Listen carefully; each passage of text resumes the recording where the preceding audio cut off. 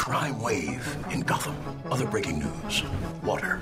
Wet. Coming up, more problems for a troubled earthquake. Yep, We're having an earthquake. Breaking into homes and tickling people. Fans quickly trashed his pantsless look on social media. Also, in other news, the whistles got woo! He was murdered and then set on fire while celebrating his birthday. He's on the lean and the model. I said, oh, Lord Jesus, it's a fire. He thought the car was a spaceship and that the driver was an alien. He lost his life savings, $2,600. And all he has to show for it is this stuffed banana with dreadlocks. That's right. This is the Bernstein and Goff Show. This is the segment that we do at this time. Every other day, every day. Sometimes we got to push it a little bit. It's called In Other News. You can check us out on the live video stream as well, talking about In Other News. Brought to you by American Needle. Follow them on Instagram at American Needle. This is where we have sports and non-sports, little tidbits, little extra stories for you that we haven't gotten to during the day. Dan Bernstein, I want to start this one off because 25 years ago today, this happened. This group may well be the greatest team ever assembled in the history of team sports. When I walked off, I remember thinking that whole dream has come to an end. I don't think you're ever going to be able to get 11 Hall of Famers to play all at once, on one team. That's unheard of. The 1992 men's Olympic basketball team won the gold.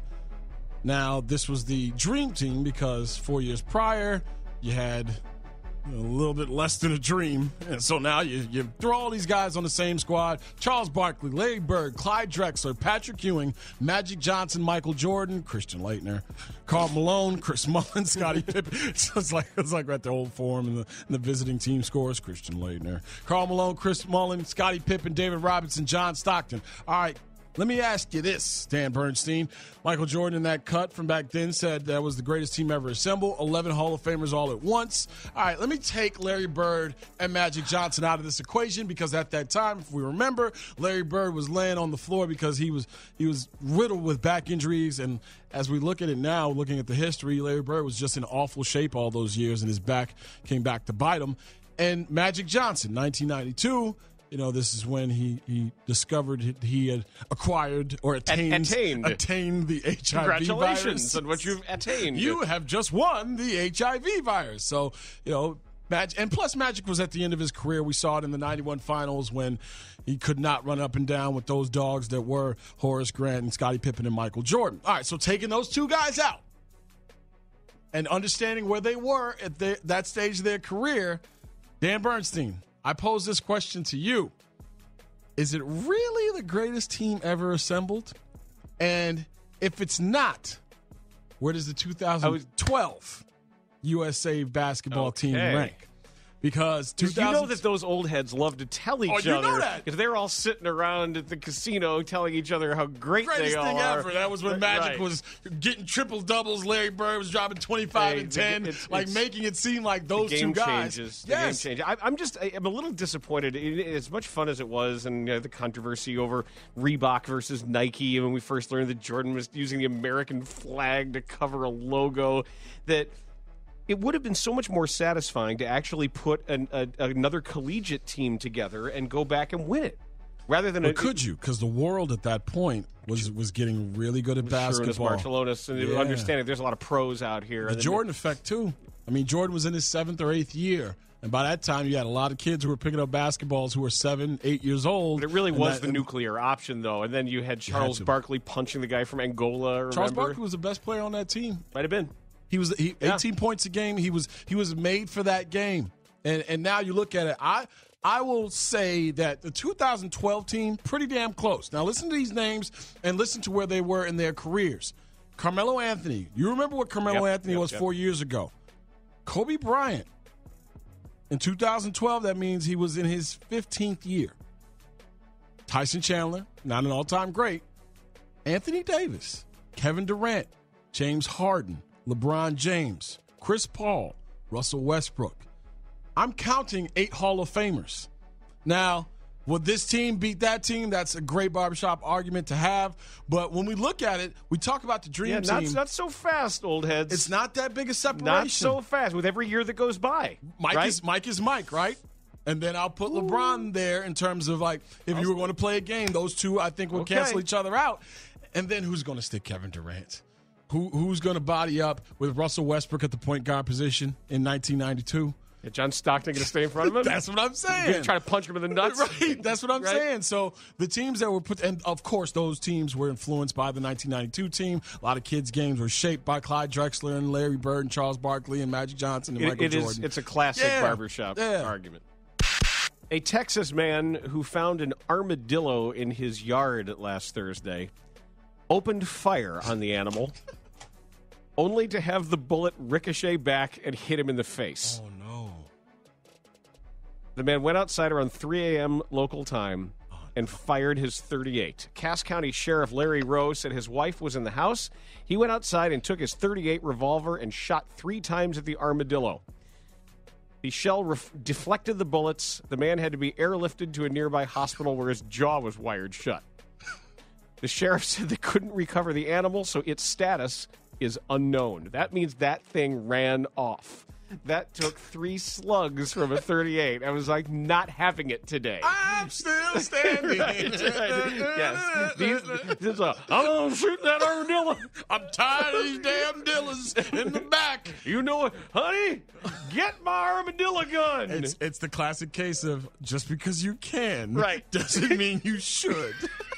Right. Possum, you're probably fine. Chipmunk, probably fine. Armored animal, you're being airlifted because you shot yourself in the face. Nicely done. All right, I showed this to you guys yesterday because I take such delight in the old rule of always understand that there's somebody out there tougher than you. Now, there are a lot of websites you can go to for this story. It's great. But I feel like you should go to TotalProSports.com right now if you're at your cubicle or your home office and you're like, all right, let me get the background and see what Goff is talking about, because the videos that you need are attached to TotalProSports.com. This is about Sam Miller, and if you've never heard of Sam Miller, that means you don't know Dayton Flyer basketball, mister. Says he had one hell of a wild night on Saturday, unfortunately, given all the criminal charges now pending, if he could end up costing him his basketball career. Miller, a 20-year-old junior forward from Arrington, Virginia, was arrested outside a bar in Beaver Creek, Ohio. Shout out Sky Point to our guy Terry for that. Around 1:30 a.m. on Sunday morning, police were called to Caddy's Tap House after somebody reported an assault, according to the bartender, when she told a visibly intoxicated Miller that she could not serve him any more drinks. He pushed her and knocked all the glasses off the bar. Then, after a security guard escorted him outside, Miller pushed him and said he was going to punch someone, which prompted the security guard to put Miller on the ground and hold him there until the police arrived. This is a 6'9" gentleman, by the way. Upon their arrival, officers noted that Miller's speech was slurred and difficult to comprehend. The bartender said she didn't want to press charges, so they just arrested him for disorderly conduct and underage drinking. However, Miller proved his night was just beginning. Miller proved uncooperative, screaming and kicking as police loaded him into the cruiser, and then they show the video of him screaming and kicking into the cruiser. Amazingly, Miller wasn't done just yet. But wait. Didn't he soil himself in the cruiser? Yes. According to the police report, after arriving at the police station, Miller urinated on the floor of his holding cell. When another person in the cell complained, this is where it gets juicy, ladies and gentlemen, because you're in lockup. No pun intended. You're in lockup, and you're just sitting there just waiting for somebody to bond you out or whatever, and a 6'9" man comes in there and relieves himself on the floor right next to you. Pick back up in the story. Miller, when another prisoner in the cell complained, Miller walked up and slapped him in the face. Well, dropped his pants first. Yes, he dropped his pants and then slapped him in the face. Walked over to this guy who's in jail. Yeah, he's sitting down. Miller is tall. He's standing up. Your eye to Wang level ratio is all off because you're just trying to serve your time or do whatever you're doing in lockup. Needless to say, that didn't go over well. By the time the officers were able to break up the fight, it wasn't really a fight. Miller had a bump on his head and blood streaming from his nose. It was an ass-kicking of the highest order. Now, this is where the video comes into play. I'm telling you now, if you want to see a man get a 2-piece with a biscuit, maybe a little honey on the side, some red beans and rice, this is why you don't pick fights with people just because you're big. He walked up to someone in county lockup and started, he was pulling that he wanted some smoke, and he got all of the smoke. Now, in addition to the disorderly conduct and underage drinking charges, Miller is also facing an assault charge after his ass whooping. So, people out there, show this to the kids that you think are the bullies at your school, or maybe you have a kid in your household that is a bully and thinks he's bigger and tougher than everyone. You're never too tough to catch a two-piece with a biscuit.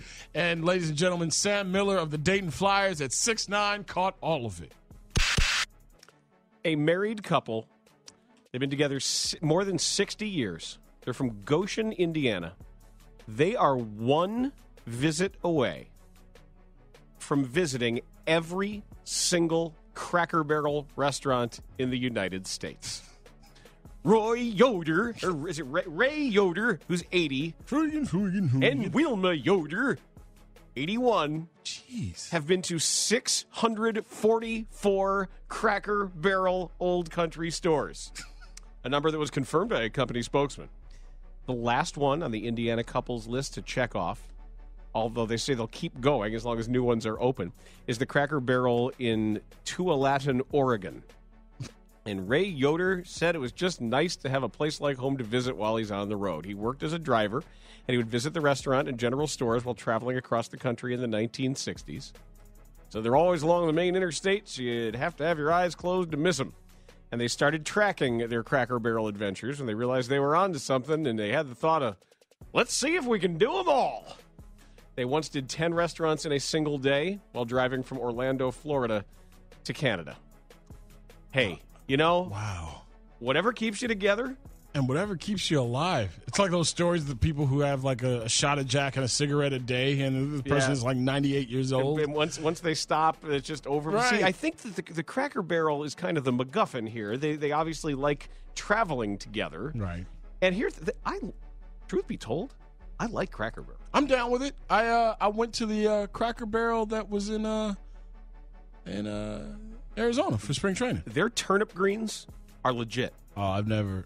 Their turnip greens with smoked country ham and a little bit of vinegar and an onion slice. No, that's real. Yeah? Those are if you're craving sometimes greens, I get Golden Nugget and Cracker Barrel confused. No, Golden Nugget's like the local diners here. But Cracker Barrel is good for them. It sounds like they enjoy being in a car with each other, and they're just sort of using the Cracker Barrel as a framework for their cross country trips. But you know what? Everybody needs a thing. Way to go, Yoders.